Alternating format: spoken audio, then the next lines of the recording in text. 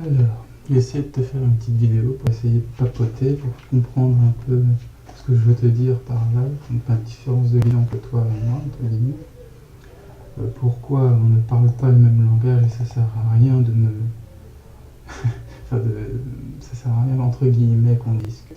Dans le sens où on ne voit pas et n'expérimente pas, pour le cas de l'or, la chose de la même manière en fait. Donc là par exemple, j'ai pris un peu au pif, hein, on l'a en weekly, ce qu'on appelle weekly, donc chaque bâton est une semaine.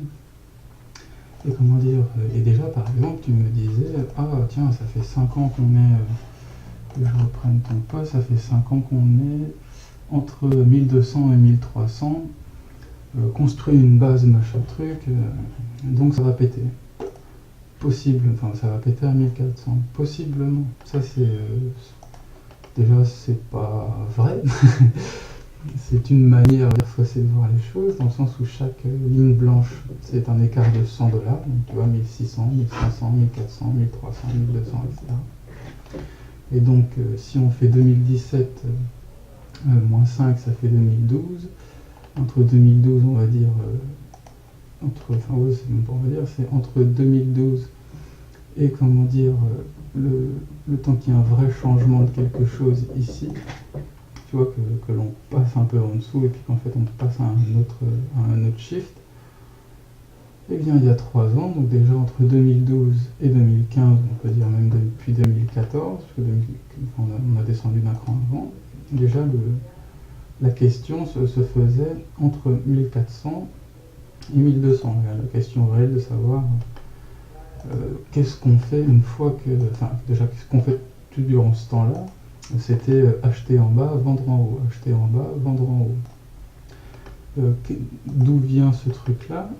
Comment dire, ça vient d'au-dessus, de toute cette belle époque, ce que j'appelle l'époque Jovanovic. Bref, qui a été cassé comme tu le vois ici. Pouf, on casse, on est remonté. Enfin, donc, on descend ici, donc les gens qui ont vendu ici se rachètent, donc il y en a qui ont des meilleurs prix que d'autres, mais ici se sont rachetés, c'est rebondi ici, et pouf, on vient recasser. Même chose ici, on vient casser les 1400, les gens qui ont vendu se rachètent et prennent leur profit, et pouf, on descend encore d'un cran. Donc comme tu vois avant, ici, entre guillemets, on peut considérer même, ou même ici, que ici on avait une résistance, et après qu'on est passé en support, donc le plafond est passé en plancher, et bien là, pareil, le plancher est placé en plafond. Donc déjà, entre guillemets, ça c'est on peut considérer comme 1400 comme étant le top, comme étant le plafond de la pièce dans laquelle on est en ce moment. Et ce que je trouve être une erreur, quand tu me dis tiens, quand on va être à 1400 ça va être la fête, c'est parce que nous on pense, enfin nous les acheteurs, les gens qui ont, acheteurs-vendeurs, les gens qui possèdent de l'or ou qui investissent dans l'or, eux voient aujourd'hui à l'instant T comme 1400 comme étant une cible, par exemple. Si on avait à sortir de ce range-là que l'on a depuis une centaine de jours, de jours de cotation, comment dire, ces gens-là vont se dire, tiens, nous notre but c'est d'acheter dans ce que j'appelle une box de prix, tu sais, c'est d'acheter entre 1200 et 1300, donc les acheteurs ils se disent ça, moi j'achète entre 1200 et 1300, pour pouvoir revendre à la box en dessous, faire une plus-value, tu sais, à la box au-dessus, pardon. Et inversement, les vendeurs sont en train de se dire, tiens, bah moi je rachète pour dans cette box de prix là, afin de pouvoir la revendre ici. Parce que, comment dire, où est-ce que je vais trouver des acheteurs? Je vais en trouver ici au-dessus de 1100, et en dernier recours, je vais en trouver, comme on le voit ici, juste au-dessus de 1000. Et en dessous de 1000, plus question, enfin si on passe en dessous de ce truc-là, donc si on passe en dessous de 1000 au plus large, il n'est plus question d'acheter, ou de garder des achats. Parce que comme tu peux le voir ici, un gros shift de plafond à plancher qui est ici sur ligne. Alors on va mettre une petite ligne. Tu vois que avant comment dire, ici c'était le plafond, et ici on est passé en plancher, donc résistance devenue support. Donc c'est ce qu'on appelle un point pivot. Comment dire, quand on va, si on a à passer en dessous de cela, il n'est plus question de racheter avant des zones d'achat de prix rond, enfin de prix rond en général, c'est ce qu'on commence à faire quand on ne sait pas où on va. Et avec un autre support en dessous, un dernier carat entre guillemets pour les gens qui ont acheté, qui est ici, donc plus ou moins 700 $. Donc c'est en ça que je te dis qu'il est beaucoup plus dangereux, on a beaucoup plus de chances et beaucoup plus dangereux d'acheter, on a beaucoup plus de chances de baisser et beaucoup plus dangereux d'acheter parce que on est sous des plafonds, et comment dire, le plancher a oui certes été payé, mais il a été payé pourquoi quand on a été ici? Il a été payé pour être revendu à 1400. 1400 qui, 2-3 années auparavant, avait servi aussi de point de vente, ou soit de point de vente, ou ce qu'on appelle de vente de notre produit, de zone de profit, là où les acheteurs lâchent leur ticket d'achat. Et là, ce qui se passe, c'est qu'on fait une espèce de contraction. Tu peux voir sur les vidéos, par exemple, de Tradosor, qui a fait très bien, parce qu'il y a une vision long terme, swing, qui est très visible, etc. Mais là, ce qui se passe, c'est quoi? C'est que depuis 100 jours, je vais zoomer un petit peu, en se mettant H4. H4, ça veut dire que chaque bâton que tu vas voir va être, comment dire, une cotation, enfin va être 4 heures, quoi, une bougie de 4 heures d'échange. Donc si on prend du recul, si ça veut bien le faire au maximum, on va voir donc la même chose, 1200 ici, 1300 ici. Qu'est-ce qui se passe? Qu'est-ce qu'on voit qu'il se passe? C'est qu'on voit que depuis 100 jours, là, le truc rouge plein de couleurs, c'est 100 jours de cotation. Et on voit que là où il y a plus de gens qui s'énervent, entre guillemets, c'est ici, ici et ici. Et là où on a passé le moins de temps, donc c'est aux pointes, aux extrémités. Donc c'est là que les smart, entre guillemets, que les gens qui ont fait des bonnes affaires ont pu les faire. Donc aujourd'hui, où est-ce qu'on se dit, tiens, où est-ce qu'il aurait été bon de faire quelque chose? Il aurait été bon de vendre pour comme objectif ici, ici et ici. Il aurait été bon d'acheter pour ce genre d'objectif. Donc c'est pour ça qu'on appelle ça un range, c'est parce que les extrémités ont été utilisées par ce qu'il aurait été bon de faire. Et le milieu, comme on voit ici, la pointe, est là où il y a le plus de gens, là où il y a la foule, là où il y a le plus d'échanges. Donc ce qu'il aurait fallu faire pour l'instant, c'est ça. Pour le cadre, on va dire, court terme, depuis ces 100 derniers jours. Et pour ce qui se passe, pour ce qui est un petit peu plus long terme, qu'est-ce qu'il faut se dire? C'est comme je te disais tout à l'heure, c'est qu'on utilise cette zone-là soit pour acheter, ou soit pour vendre, pour aller voir un cran en dessous ou un cran au-dessus.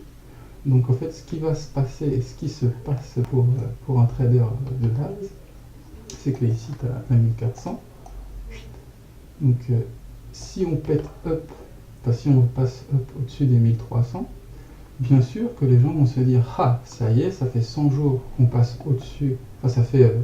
on est en train de pricer des prix qui n'ont pas été travaillés de plus de 100 jours en résultante d'une poussée haussière. Donc ce sont les acheteurs qui ont la main et qui créent cette poussée vers le haut. Donc il est possible, entre guillemets, de viser un cran au-dessus de par exemple 100 $, 50 $, peu importe. Après c'est chacun voit chacun vise ce qu'il estime être bon pour sa stratégie. Mais déjà, par exemple, comme on le voit, si on met une ligne concrètement à 1350, on va la mettre précisément, 1350, on voit quoi? On voit qu'ici, il y avait une zone d'incertitude. Retracer ça. On avait une zone d'incertitude qui a été cassée vers le bas. Et comment dire, donc on est passé, et c'est passé en plafond, quoi. Ça a été acheté ici au support 1300 pour être revendu à 1350, pour être acheté à 1300, pour être revendu, on va prendre les chiffres ronds, à 1350, ou en tout cas dans l'esprit, et pouf, on a cassé ça vers le bas. Donc encore une fois, le, les gens qui sont à l'achat ou qui sont en train de qui ont acheté au plus bas, on va dire ça comme ça, on ne va pas prendre la zone en dessous, on va rester sur T1200 et T1300, et bien les gens qui ont fait des bonnes affaires, qui ont acheté entre 1200 et 1250, eux sont en profit. Donc qu'est-ce que ces gens-là ils peuvent faire? La seule chose qu'ils peuvent faire, c'est de vendre. Quand tu as quelque chose que tu possèdes, tu ne peux que le vendre. Donc ces gens-là sont des vendeurs potentiels. Si aussi le prix baissait, ces gens-là seraient obligés, forcés de vendre à perte. Donc ils sont dans tous les cas des vendeurs. Quelqu'un qui est en place à l'achat est dans tous les cas un vendeur potentiel. Et bien ce qui fait que quand on va monter là, il y a par définition, il y a avoir des prises de profit, et c'est donc soit à 1350, soit à 1400. Donc c'est à ce moment-là qu'il va falloir voir la réaction du marché, voir s'il est possible d'acheter par rapport à la réaction qu'il y a eu. Est-ce que les gens qui sont à l'achat ont pris tout leur profit ou quelque peu leur profit? Et c'est en ça qu'il ne faut absolument pas te dire « Ah tiens, on monte à 1440, les gars, c'est bon, on est sorti du range. » Pas du tout. Parce que le il faut acheter, c'est il aurait fallu acheter avant d'atteindre 1400. Dans le sens où une fois qu'on va arriver à 1400, si tu touches 1400, tu te dis « Ah, ça y est, ça monte, j'achète », et bien en fait, tu vas acheter le ticket que te vendent les acheteurs. Qui sont déjà présents. Donc en fait, il faut avoir une pensée de business, il faut avoir une pensée de bookmaker, de market making, et puis te dire, et puis se penser comme un acteur du marché, penser comme un trader, penser entre guillemets comme moi, des gens comme nous qui peuvent être à l'achat à ce moment-là, ou qui vont être à l'achat une fois que le mouvement va s'effectuer, supposons qu'il s'effectue, eh bien ils n'auront que pour objectif de vendre à des nouveaux acheteurs. Et bien, les nouveaux acheteurs vont psychologiquement rentrer une fois que, comme toi par exemple, une fois qu'on va passer 1300, tu vas te dire ça y est, c'est bon, je peux acheter. Très bien, mais quelqu'un comme moi est en train de se dire ça y est, c'est bon, je peux lui vendre du papier. Et c'est là que c'est très compliqué, entre guillemets, de discuter entre toi et moi, c'est que toi tu te dis tiens, pour le futur il serait bon d'avoir ce prix là, 1400, 1300 pour aller à 1500 ou 2000 ou 5000 ou j'en sais rien, alors que moi je suis en train de dire tiens, moi qui possède de l'or aujourd'hui, à quel prix je peux revendre ça, à quel prix je vais trouver des gens pour me racheter mon ticket. Et aujourd'hui, à l'instant T, si on a pété à la hausse, eh bien, n'importe quel trader ou n'importe quel bookmaker ou n'importe quelle personne sensée dans le business va se dire « Ok, moi je possède quelque chose, à quel prix je peux m'en débarrasser avec un profit ?» Eh bien, à quel prix je peux m'en débarrasser avec un profit à partir du moment où il y aura des acheteurs. Eh bien, le smart trader, on va dire le George Soros, on va prendre ça comme ça, lui a déjà son achat. La personne qui est un petit peu, qui connaît un petit peu les choses, va se baser sur un breakout, sur une sortie d'une zone. Donc lui va acheter dans cette zone-là entre 1300 et 1350. Et la foule, va arriver que ici et se dire tiens, on a passé 1300, on a passé 1350, ça y est, c'est sûr, on a passé la zone d'hésitation ici, c'est bon, je peux acheter pour viser 1400 ou plus. Donc ce qui fait que quelqu'un de normal, quelqu'un entre guillemets comme toi, qui est de l'extérieur du marché, va n'acheter que dans cette zone-là. Et il va acheter quoi? À qui? Il va acheter des tickets d'achat, des tickets d'achat que les vendeurs s'occupent de lui vendre. Et c'est en ça que c'est très dangereux. S'il fallait penser achat target 1400, il fallait le penser avant et non à ce prix. Parce qu'aujourd'hui, tu risques que tous les gens qui ont acheté à ce prix-là ou à ce prix-là lâchent leur ticket. Et du coup, il va falloir qu'il y ait plus d'acheteurs ici que de gens qui lâchent leur ticket tout là pour que ça aille plus haut. Et c'est en ça que c'est extrêmement dangereux parce que puisque ici ce sera la foule qui va arriver, la foule a par définition moins de force de frappe que les smart traders, Et du coup, une fois qu'on va acheter ici et que ces gens-là auront pris leur profit ici et n'espèrent pas voir le marché plus haut, et bien le marché va redescendre. Et c'est en ça que je te dis, il faut faire extrêmement attention à ce que tu penses. Monter à 1400, que tu danses dans ton salon et que tu me payes le resto, c'est une chose parce que tu as eu raison. Mais concrètement, quelqu'un qui a acheté de l'or depuis 2012 ou depuis 2015 ou depuis quoi que ce soit, lui, sera à peine à zéro. On est quand même passé... Enfin, quelqu'un qui a acheté à 1300, qui a acheté à 1300 en 2012-2013, ou même 1400, enfin on va prendre 1300 pour être plus gentil, eh bien, qui a vu les 1000 se faire et un petit passage en dessous, a déjà perdu 24% de son investissement. Si tu prends 1300, si on descend à 1000, ça fait 24% de moins. Donc c'est quelqu'un, les gens qui sont sur le marché à l'achat, qui possèdent de l'or, sont déjà en perte par rapport à tout ce temps-là. Tu sais.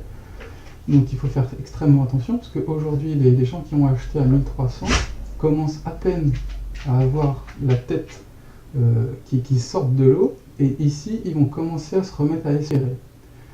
Et à espérer faire un profit énorme, à revoir les 5000 et les 3000 qui étaient vus par tous les Jovanovic et compagnie.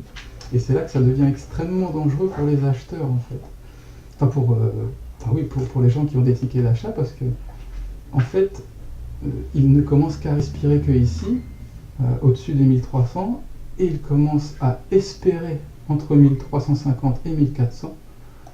Et on sait très bien, quand on est bookmaker ou market maker, que c'est à ce moment-là qu'il faut vendre. Une fois que le prolo se dit que c'est une bonne affaire, eh bien, il se le dit que Anos ou à Lidl que c'est une bonne affaire. Et on lui vend des produits qu'il se dit qu'ils sont une bonne affaire.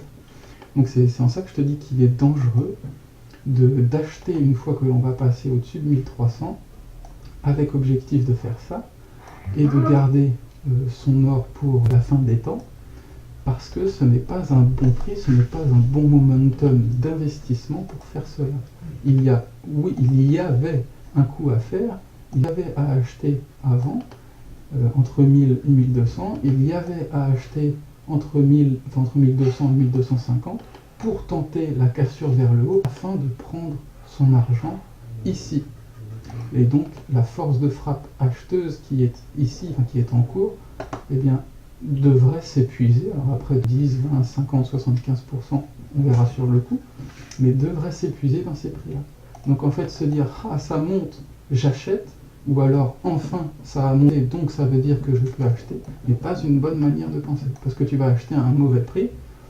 Et supposons que même ça remonte, eh bien, on va redescendre, on va taper 1400, redescendre à 1350. Donc tous les gens qui vont acheter dans ces prix-là, 1375, seront déjà en perte et devront déjà attendre que le marché remonte pour ne serait-ce qu'être à zéro, pouvoir revendre leurs choses, leur or au prix qu'ils ont acheté. Donc j'espère que tu vois ce que je veux dire. Et puis en plus de ça, supposons qu'on vienne taper ici à l'ancien plancher, à l'ancien plafond ici, et que les investisseurs qui voient le marché action au top, qui voient le marché en global bien se porter, que ce soit vrai ou non, c'est pas le sujet, mais qui voient bien le marché fonctionner, eh bien n'ont aucun intérêt à garder de l'or pour se couvrir contre la fin du monde. Ils vont encore voir les actions monter, les indices monter, les CAC 40 et compagnie, et ils vont sortir leurs billes du marché de l'or pour déjà dans un premier temps être en cash, donc faire monter le dollar, et dans un deuxième temps acheter autre chose, acheter des actions, acheter de la dette souveraine, ou peu importe. Donc en fait, il n'y a plus le marché va bien et plus le marché au global va bien, et en même temps si on couple ça à une hausse rapide de l'or, ça va être le meilleur moment pour les gens qui sont sur l'or et qui ont eu peur de revendre ce qu'ils avaient pour acheter autre chose. Et une fois que tous les gens, donc c'est le principe de l'offre et de la demande, une fois que tous les gens qui ont acheté sortent du marché, eh bien pouf, le marché descend pour retrouver de l'attractivité pour que les gens qui étaient acheteurs se disent tiens, en fait ça peut valoir le coup d'acheter de l'or à ce prix-là. Donc ce que je voudrais te dire, c'est que non, ça ne vaudra absolument pas le coup à l'instant T quand on viendra faire, supposons qu'on monte comme ça tout droit, eh bien à l'instant T, quand on sera à 1400, oui, on sera dans une dynamique haussière parce que le marché sera passé de 1300 à 1400, donc on sera dans une dynamique haussière, oui, mais est-ce qu'il sera bon d'acheter? Non, parce qu'on sera dans une zone de plafond et dans une zone de profit pour les gens qui ont acheté en dessous. Donc voilà, j'espère que ça. Je ne suis pas un youtubeur qui prépare ses vidéos, donc voilà, j'espère que tu vas comprendre ce que je veux te dire par là. C'est que là où toi tu vas penser qu'il faut acheter, eh bien moi je vais être en train de te vendre le ticket que tu vas acheter. Au même titre que le Bitcoin, tu me diras, bah ça y est, c'est la fin du monde, on est passé sous 2000. C'est là où le smart trader se dit, bon bah c'est bien, vu que la personne qui a acheté du Bitcoin à 3000 ou à 2500 ou à 3600, eh bien de peur qui est en train de perdre beaucoup d'argent, eh bien va vendre au marché forcé par ses pertes en dessous de 1000, parce qu'il se disait tant que 2000 ça tient, je garde, ça passe en dessous de 1000, le gars panique, il vend son ticket, eh bien il le vend à qui? Au market maker qui lui rachète, et c'est après, pouf, comme tu l'as vu, on a refait des plus hauts, machin, là on est à 4000, des bananes. Donc tu vois, le principe est là, c'est que quand toi, entre guillemets, en tant qu'observateur d'extérieur, tu vas te dire, tiens, c'est bon, ça pète, la dynamique est haussière, très bien, c'est vrai, mais est-ce qu'il faut acheter? Non, parce que on sera dans une zone, dans 1400 ou un petit peu en dessous, qui sera une zone de foule, en fait, d'euphorie pour les gens qui, depuis 5 ans, espèrent faire du profit. Donc dès qu'ils vont voir du profit, ils se sont pris 24% dans les dents. Quand ils vont voir 1330, tu vois, dès qu'ils vont voir un tout petit prix, un petit peu de profit, ils vont se dire, ça y est, moi je ne vais pas risquer encore de stresser pendant 5 ans, je vais vendre à profit mon ticket. Donc voilà, j'espère que ça te parle, ce que je voudrais t'expliquer. Ciao, ciao.